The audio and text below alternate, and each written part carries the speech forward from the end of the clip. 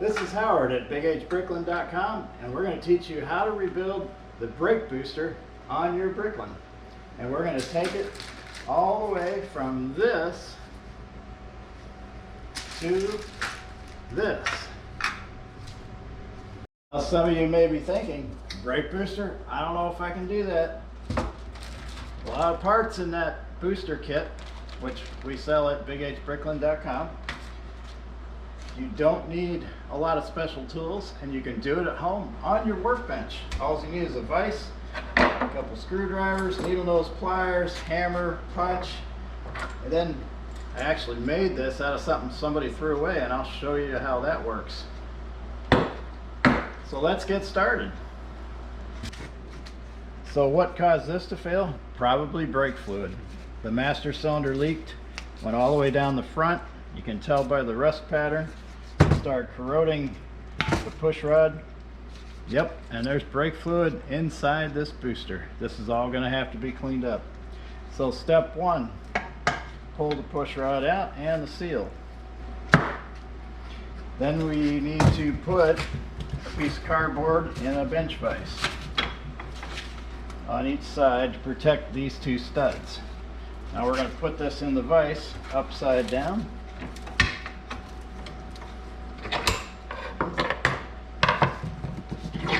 Snug that down a little. If you get in here very closely, you can see that this little tab is way over to the left. They didn't even screw this together all the way. It should be all the way over, and it'll go all the way over to the right, and everything comes apart. Get this shell off of this shell. I'll show you. And you do not need to drill it. You can see there's these little tabs right here, right here. They're pushed in and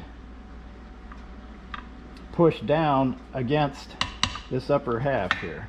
So what I'm going to do is take my screwdriver and just give them a little push on each one.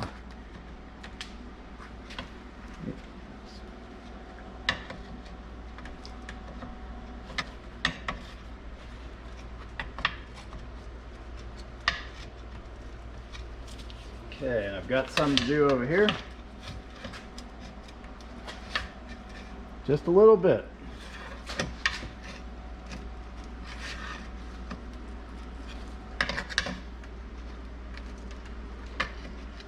If you do it right, it won't even leave a mark. Now, I would recommend using a little WD-40 or lubricant. Spray it around the edge here to make it easier to rotate this. And now, before we go any farther, just in case you forget where this goes and which way's up and which way's down, because there's another slot on the back side right here, you can easily turn it upside down. That where you can see it here. I'm going to do it in the rusty spot. A little center punch, a little center punch. And you want to line those two center punch marks back up.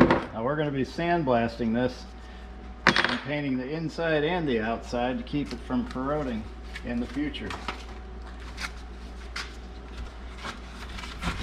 So after we've marked it, we're going to take the big pry bar screwdriver here. It's got a square side on it. I like that. Could use a smaller one, but it's going to take a little effort. But we're going to put it right down between these studs. Do not pry on this. You will break that, and that part's not replaceable. Time for a new booster if that happens. So what we're going to do, let's see if it tries to rotate, and it probably won't. So what we have to do is exercise this again. Gonna exercise it again and again till we can get each one of those to break loose. And yeah, we might just barely bend those back, but we're going to tap them back down with a rubber mallet after it's painted.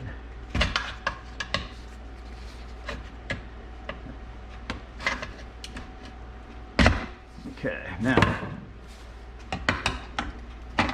this one's never been taken apart.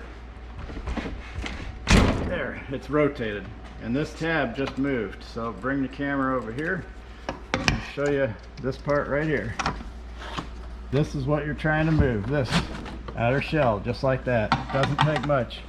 Once you break it free, exercise these tabs a little bit, it'll rotate real nicely.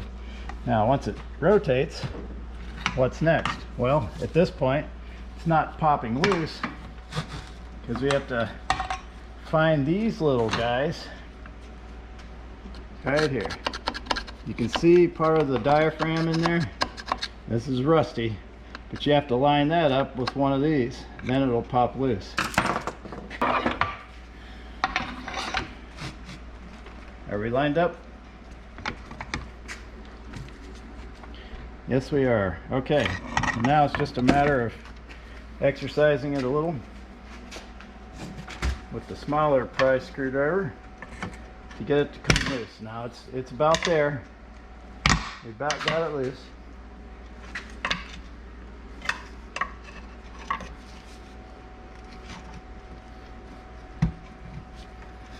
She's almost ready to pop out of there.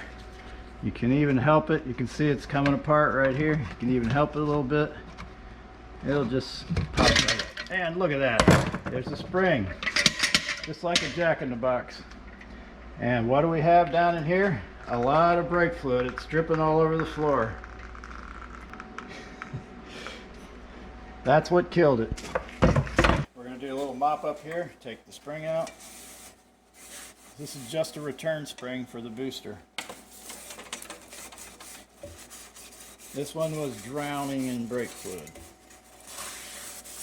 And we may have a little corrosion problem down here. We're going to have to sandblast that and see how that comes out. That's why we like to paint them on the inside to slow that down. This is all full of brake fluid.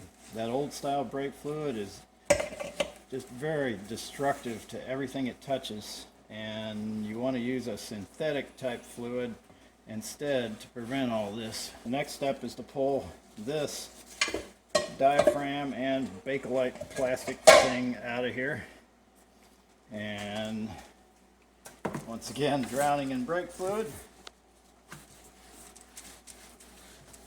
Wondering, how do you get this diaphragm off? It's not too hard. Just get in here close. Right here, you just pull it back and lift it off. There you go, one icky diaphragm. But the next step here is to pop this little ring off, and you want to be very careful because that holds an air filter, and do not drop this on the floor. See the way I'm holding it on the bench? Pull back and take a look here. Now I'm going to get a hammer. Just barely tap that off. Rotate it around. Just tap it. If you break it, you're done. There we go. Success. That needs cleanup too. Inside here used to be an air filter, and it's completely deteriorated and gone. This is probably all that's left of it right here. Now, this is the vacuum valve. The way this thing works is you have a vacuum from the engine on each side of the diaphragm. When you push on this, it goes in just a little bit and allows atmospheric pressure to go on the back side, so the pressure of the atmosphere, 14.7 psi, pushes this in and gives you the power brake feeling that you need to stop the car effortlessly. Anybody's noticing you've got a little tab in there. That's the secret tab. You have to push down and pull it out. It's as simple as that. This is called a reaction disc. This gives you the feel of the brake pedal. Right now the brake fluid has softened it up pretty good, so if this thing was working, it would stand on its nose every time you touch the brake pedal. The push rod, the valve, pushes against that. That gives you the feel of how much brake effort it takes to get this thing to work. Yeah, that one's pretty nasty. Alright. Now this valve is severely stuck in this one, and this is the safe way to get it out. Set it in the vise, but make sure this is not sitting on top of the vise. Just kind of lightly set it in there, and you're not going to hit it hard. I also put this back in the shell to protect it, give it something to hold on to.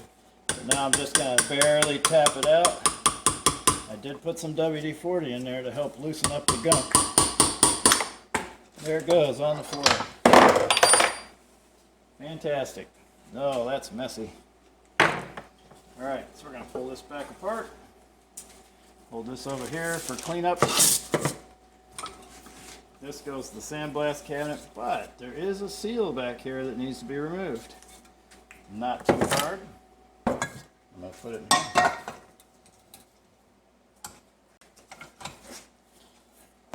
Just pop out the seal. Get on the metal ridge inside there. There it goes. This is ready for the blast cabinet. After we wash it and dry it, you don't want sand getting on that. There's a rubber grommet here. We have a new one in the kit. That gets removed. It's rubber, not too hard to get out. Now this is ready for the blast cabinet. This guy here, we're going to have to take it apart and clean all the individual pieces. The one thing I wanted to show you is this little tool. This is part of a bearing puller. I think it was on some cheap Harbor Freight tool that somebody threw away because the rest of the tool broke. I got 2 bolts that I put in it, and then this bolt here. This bolt is in here only to keep me from losing the bolt. Now, what I'm going to do, I'm going to loosen these jaws up. I'm going to slide this part of the valve. This valve is in 2 pieces, and it's staked with those little stake marks. We have to push it past the stake. Don't try to rebuild these without doing the valve because it's critical. You can go through taking it all apart, cleaning it up, painting it, putting a diaphragm in, putting new front and rear seal in, and it still won't work. This valve by itself is one of the major reasons why they don't work. Brake fluid is the other. So what do we do with this bolt and nut? We're going to put it through the pedal push rod, part of this vacuum valve.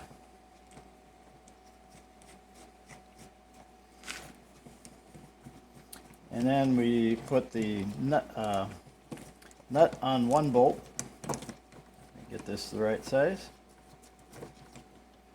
And the bolt head on the other bolt on the puller. So it's going to look like this. Now the idea is I'm going to rotate these bolts up, and with a wrench I'll rotate these up and it'll separate the 2 pieces. So now I'm going to put this in the vise so you can see how this works. So now I'm going to take this side. We're going to take a side view here, and you want to unscrew these bolts.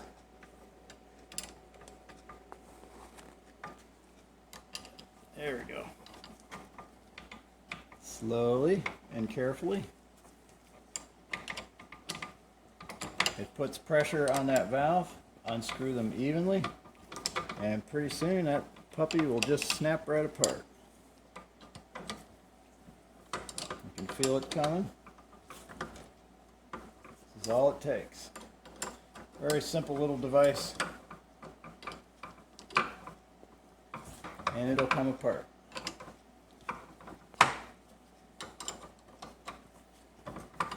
And it's coming apart, I feel it.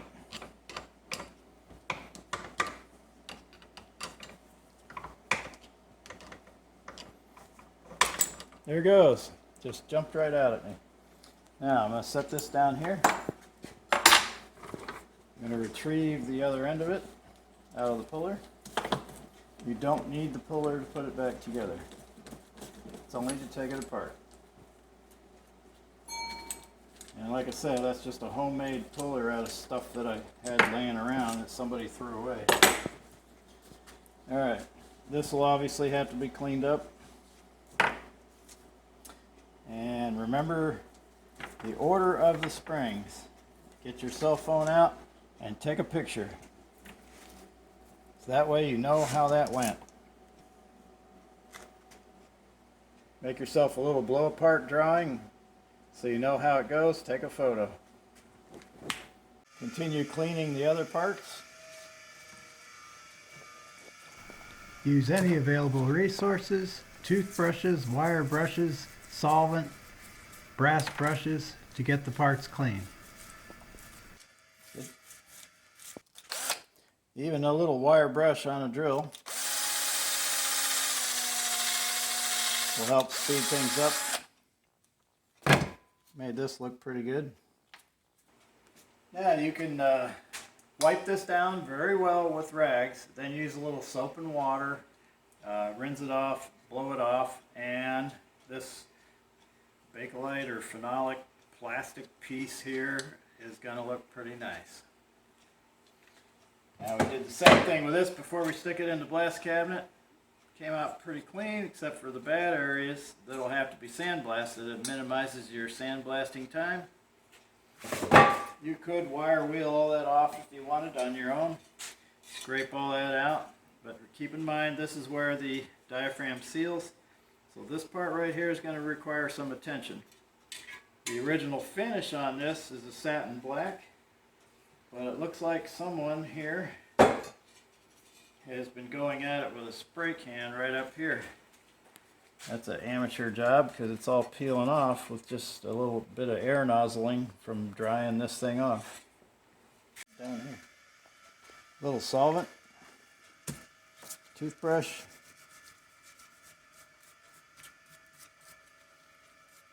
get some of that slimy residue out.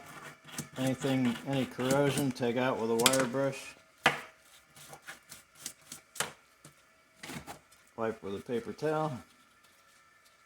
And you have a good usable part now.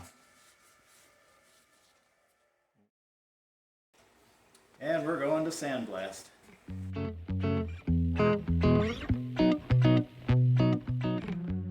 And we are back from sandblasting with some beautiful looking pieces here, ready for reassembly. We're first going to start with the valve that controls the action of the whole brake booster. I've laid it out in the assembly blow apart that will be required to put it back together. Remember, they've updated this spring right here, so we're going to put this over here in the junk pile. So this is the blow apart of exactly how this is supposed to go together.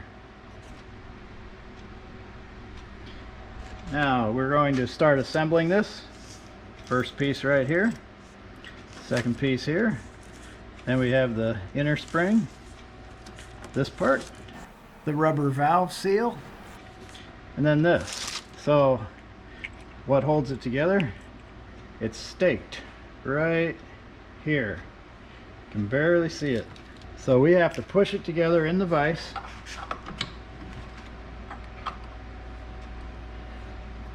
Make sure it's centered and gently squeeze it in until it pops, and it just popped. So now at this point we want to make sure our springs are centered, our rubber pieces are centered. There we go. Looks pretty good.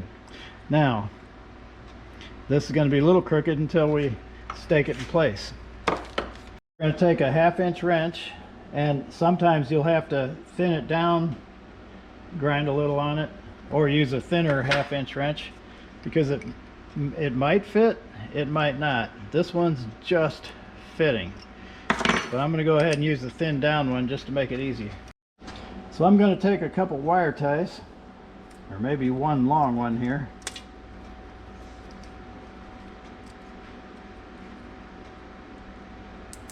and use it to position this, hold it together.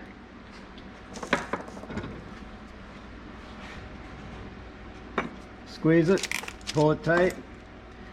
Then I'm gonna use this diagonal to pull it nice and tight. Just keep doing it. There we go, until we've got this pretty well compressed, and it is. Now we're going to take a 1/2 inch wrench. This one just fits it, but you may have to use a thinner one if you have it right here. Then we're going to put the whole assembly in the vise. Clamp it down tight. Right where the stake mark is, in the middle, we're going to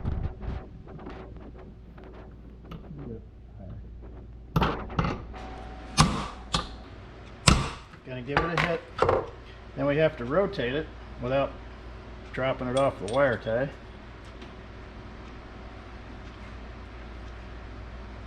Could even turn it upside down.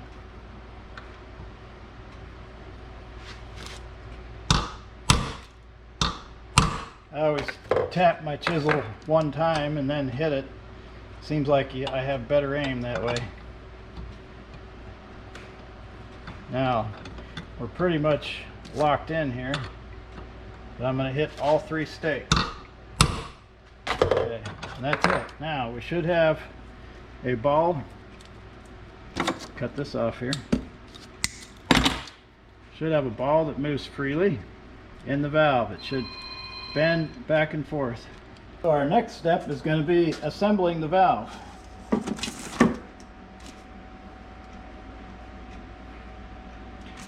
I'm going to put a little lubrication on this just to make it easy to go in and out. Now this has to go inside, and you're going to have to push it a little, and you want to see the end of this valve come up through the middle. There we go. So we have to have that able to push through here. That touches the reaction disc, which is right here. Then we're going to put a little grease on the reaction disc. Put that in place. Now, over here we have our little lock. So we have to push this down in place and push the lock inside. And when you push on it, the lock should drop. Once again, I'll do that where you drop the lock in the little slot, and when you push on it, it will fall into place, just like that. Now, the next step is to put the diaphragm on. Remember, we slide it around inside this groove right here.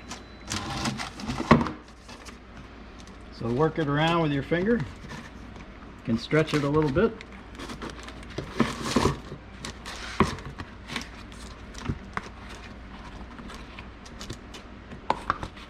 There we are. It popped right into place. You want to make sure that is fully seated down inside there. If you have to, you can pull on it and get it to snap into place. Next, we take this piece of foam. It's got a hole in the middle of it. You can't see it, but it's a hole. That goes around the push rod. And you kind of want to work it down in there, give it a little twist. Okay, there we go. Then we're going to take this little cap and push it over.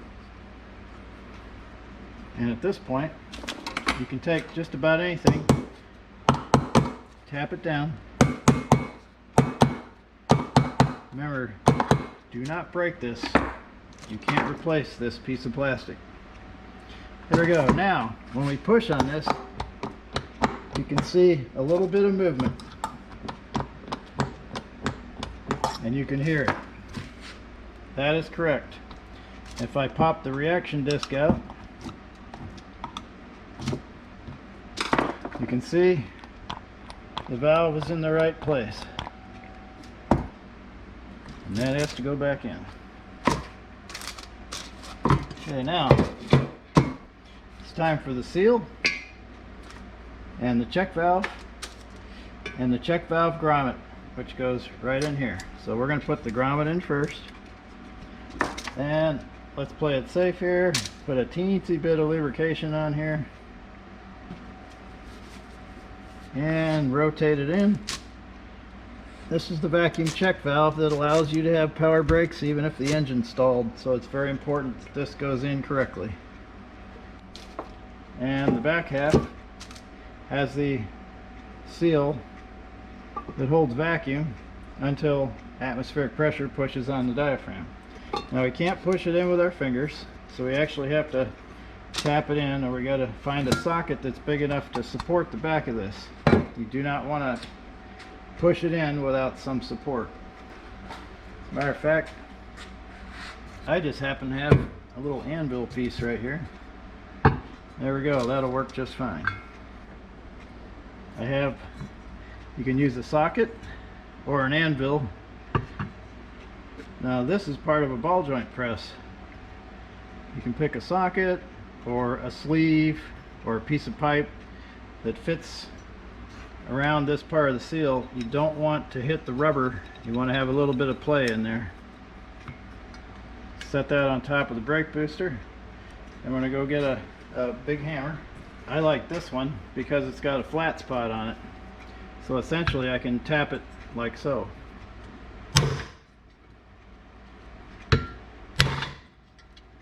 If it goes crooked, hit the side that's up.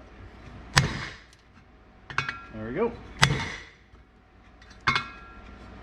Doesn't take much. Make sure that seal is fully seated on the inside, and we're done. Now you do have to lubricate the seal. I kind of had pre-lubricated it without saying anything, but you do want to lubricate it because this part of the shaft is going to protrude through that seal. So that seal actually has to slide on that plastic piece that holds the diaphragm right here. Now we're going to assemble this over the plastic center section and the diaphragm. So here's what it looks like when we're done. We're going to now take the front section, get our cardboard protectors out.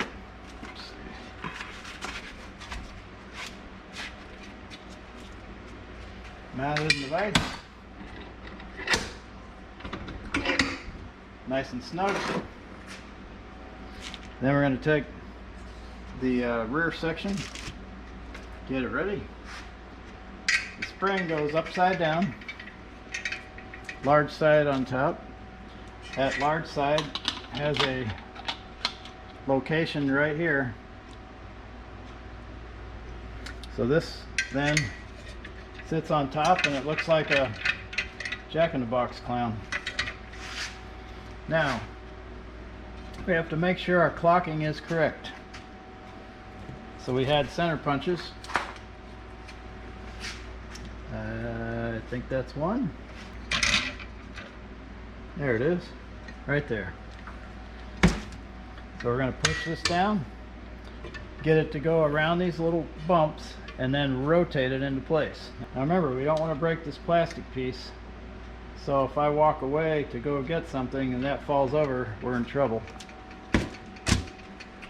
So here's where I get my step stool out, set it in front of the vise. Just gives me the opportunity to push down on this. You have our reference marks. I do want to lubricate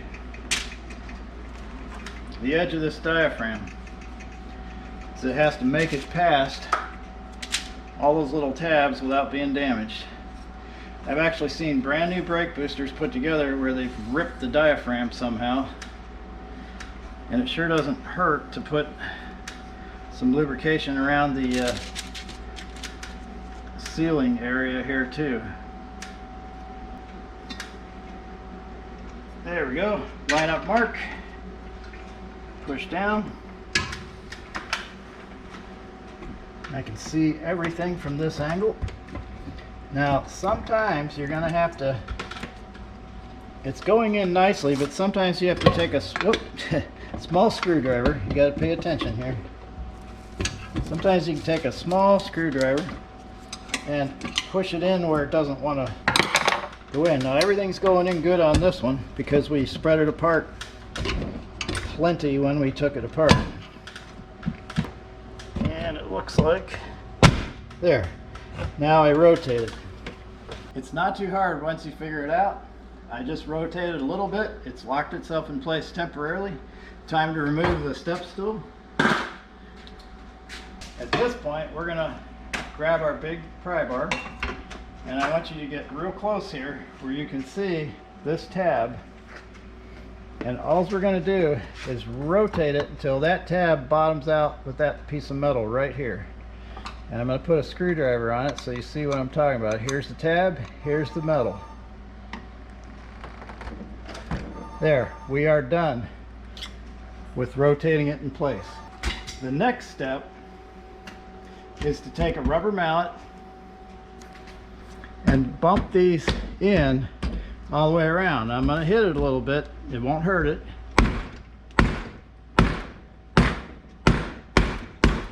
That's the best thing to do when it's painted. It won't hurt anything. Now you can see that it moved down a little bit. This is what clenches it down.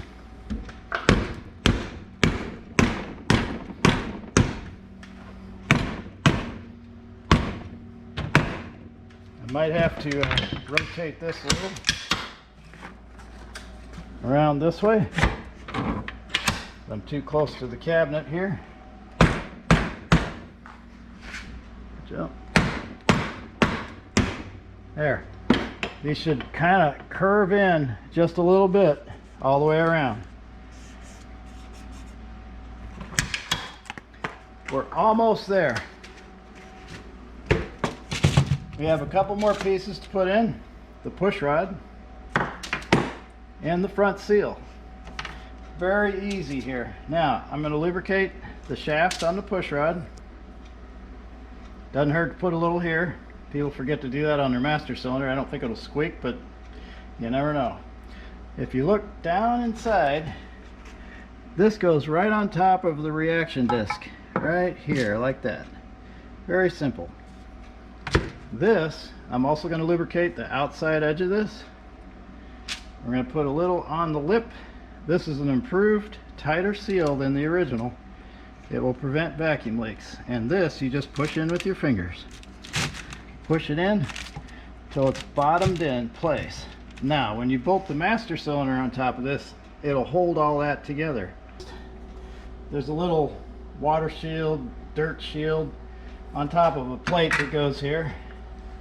It's got a little groove for this ridge to fit inside, so you just stretch it out, put it over the groove.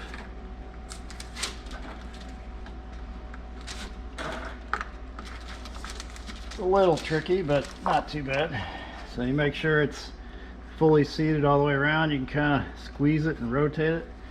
But this then acts as a final water shield to keep this is in the engine compartment. You don't want water getting inside the brake booster.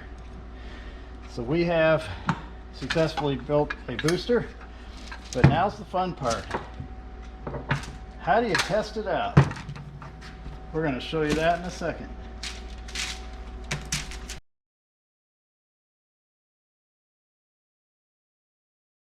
So now we're going to grab a vacuum pump. If you don't have a vacuum pump, don't worry. You can always test it out on the car, but this might save you a little trouble if you have access to a vacuum pump. So we have our vacuum pump here. We're going to hook it up to the vacuum port on the check valve. Okay, so the first thing we're going to do is turn the pump on, see if it holds a vacuum.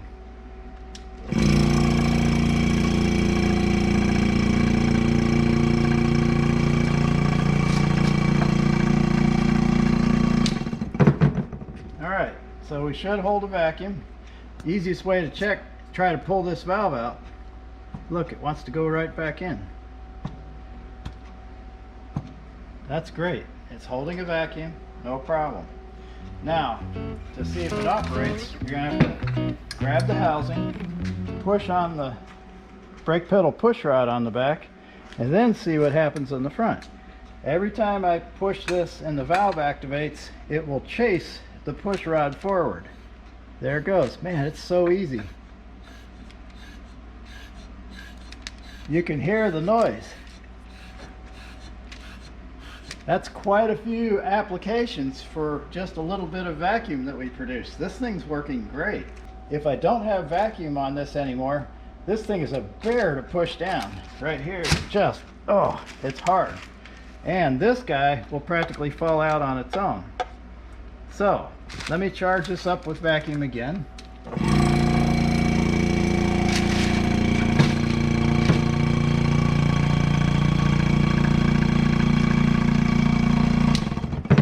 Doesn't take much. Now, see, that valve won't fall out. And I want you to listen to the sound that it makes when atmospheric pressure enters this little filtered air port on the back of it. So here we go.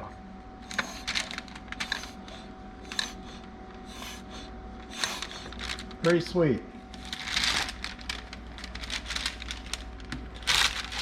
So now we have a vacuum brake booster that operates better than the new booster that was put on this car in 1974 and 75. And you can do this at home with a few simple tools: a vise, a rubber mallet, a wrench, diagonals, wire tie, and you can make a little puller out like this out of junk. So this is Howard from BigHBricklin.com, hoping this video makes your restoration project a lot easier.